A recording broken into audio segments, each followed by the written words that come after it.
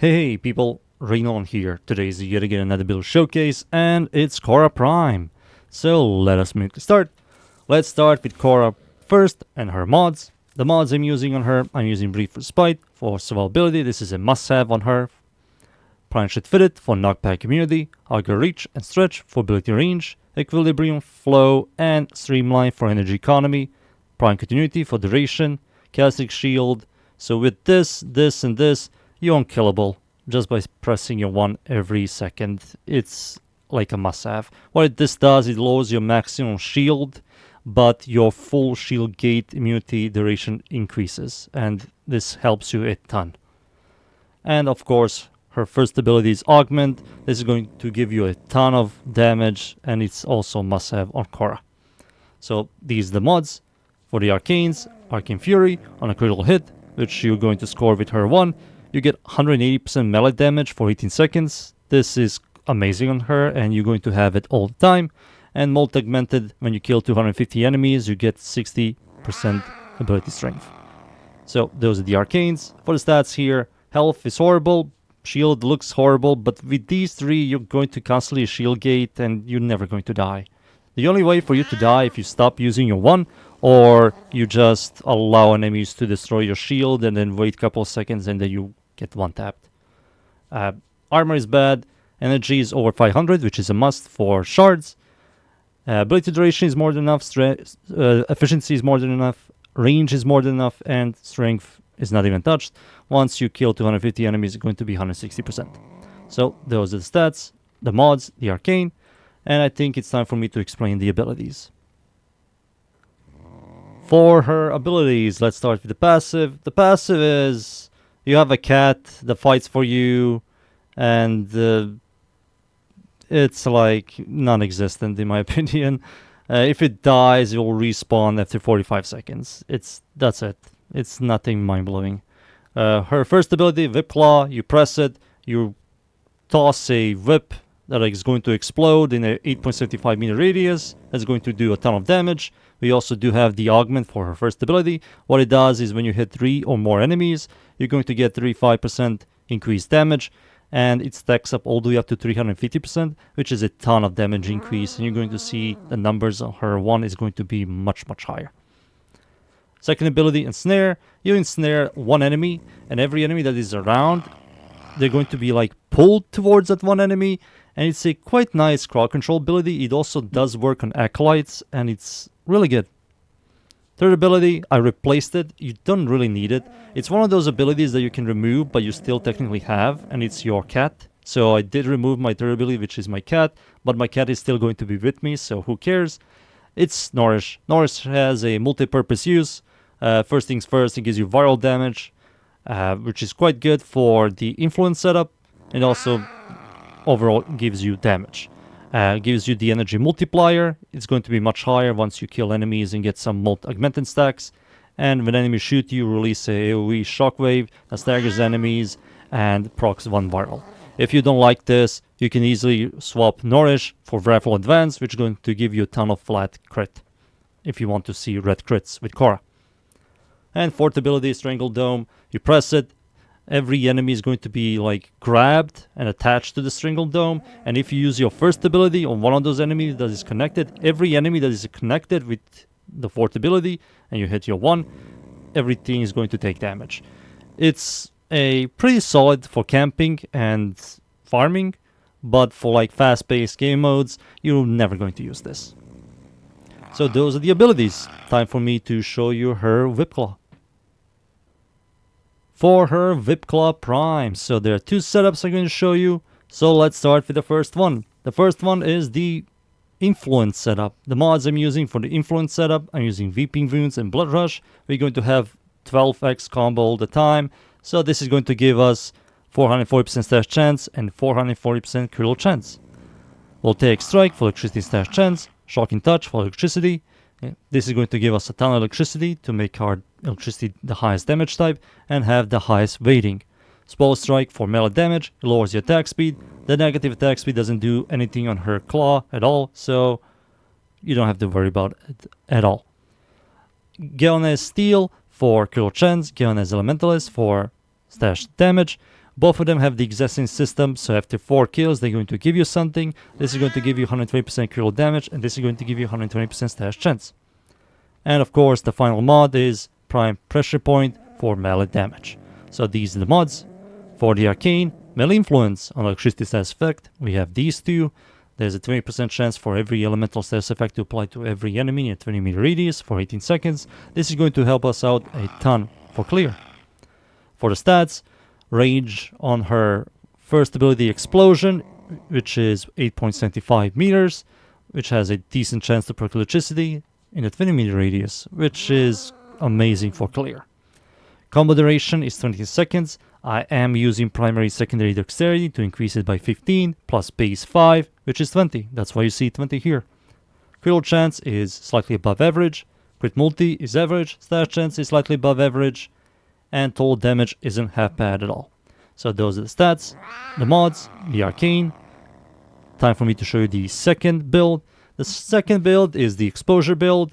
Melee Exposure, what it does is when you use your abilities, which you're going to use her one all the time, you gain 60% corrosion damage. On a melee strike for 25 seconds, stacks up all the way up to 240%, which is a ton of increased damage for her one, and it's a must-have if you want to do a lot more damage with your one.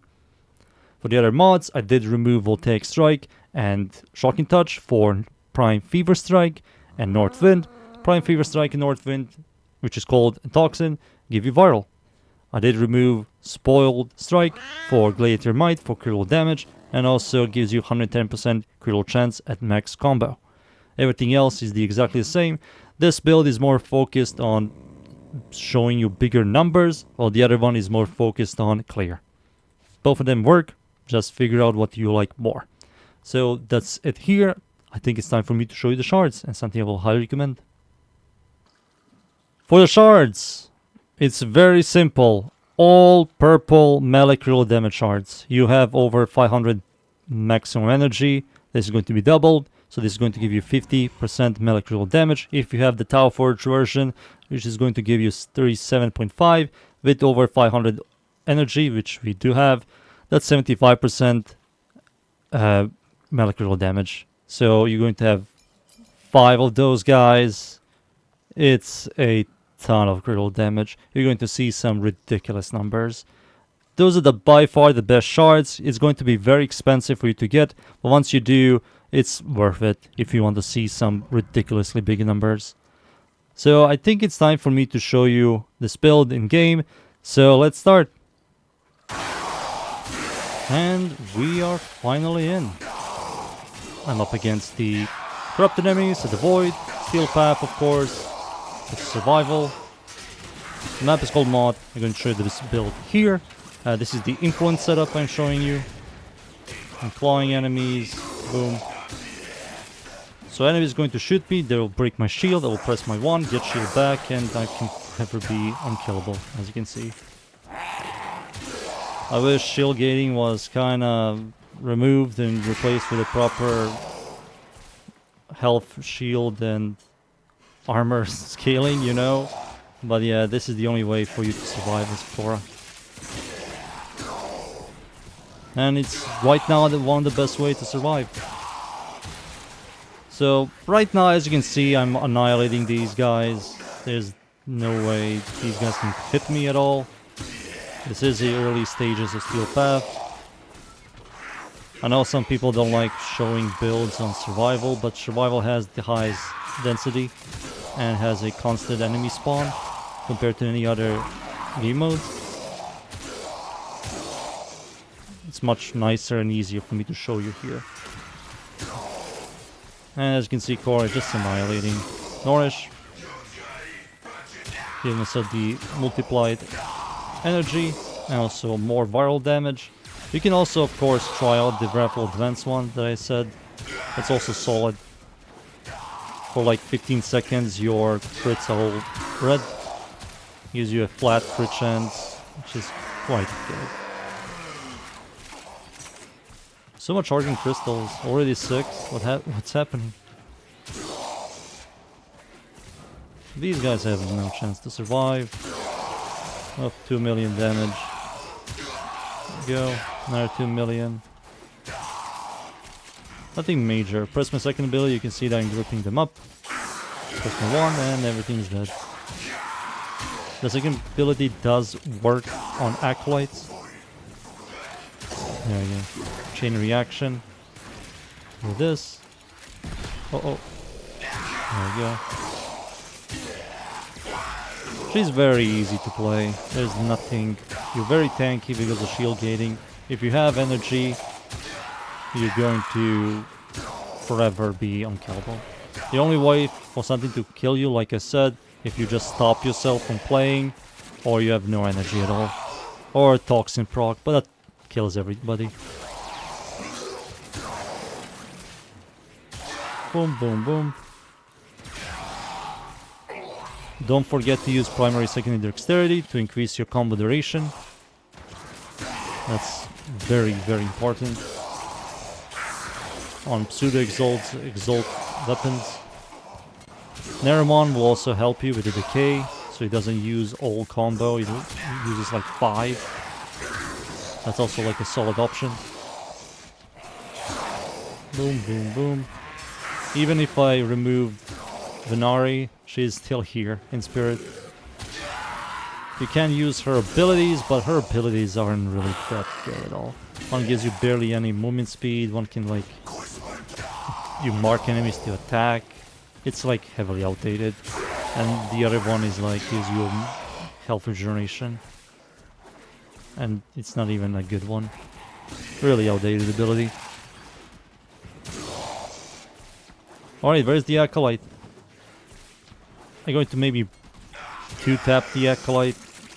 But this is in the influence build, so my damage isn't like extremely ridiculous. Fuck the exposure one. And I do not have the shards. Up there he is. Let's see. I'm going to use my second ability on him. Oh, it's the mag bubble one.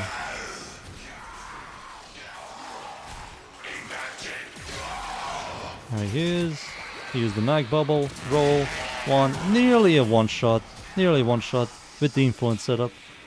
If I use the exposure, it's a 1-tap. Boom. 2.5 million.